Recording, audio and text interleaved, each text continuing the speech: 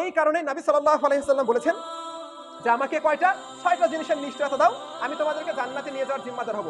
এক, কথা বললে সত্য বলতে হবে, কথা বললে সত্য বলতে হবে, ওয়াদা করলে পূর্ণ করতে হবে, আমানত রাখলে সেটা পূর্ণ করতে হবে, লজ্জা স্থানের হেফাজত করতে হবে, হাত সংযত রাখতে হবে, চক্ষু নিচু করে রাখতে হবে।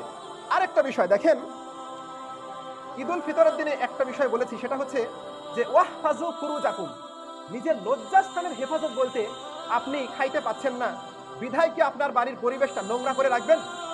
আপনি ভিক্ষা করে খাচ্ছেন, এরপরেও কি আপনি আপনার বাড়ির পরিবেশটা নোংরা করে রাখবেন?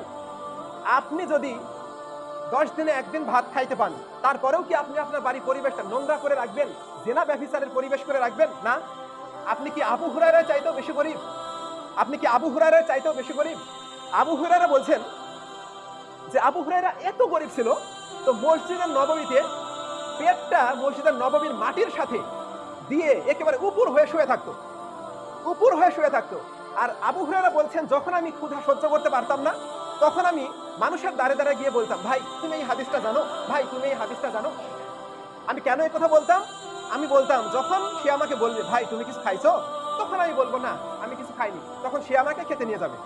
তো আবু হুরায়রা এত গরিব মানুষ, মসজিদের নববীতে উপর হয়ে শুয়ে থাকে পেটটা মাটির সাথে ঠেসে দিয়ে, এরপরেও যখন আবু হুরায়রা তার বাড়িতে যায়, গিয়ে দেখে তার বাড়ির কি দরজাটা আটকে দেয়া। আপনি কি তার চাইতেও বেশি গরিব?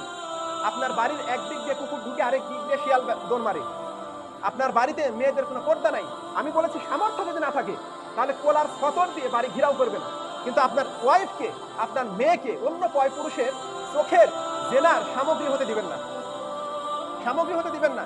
নবী সাল্লাল্লাহু আলাইহি ওয়াসাল্লাম এই যে সাহাবে কিরামগণের জীবনী, এগুলো থেকে আমরা কি পাই? আবু হুরায়রা বাড়িতে গেছেন, আবু হুরায়রা একবার বলছেন যে আল্লাহর নবী, আমার মা আপনার খুব বিরোধিতা করে, আমার মায়ের জন্য একটু দোয়া করে দেন তো আল্লাহর নবী।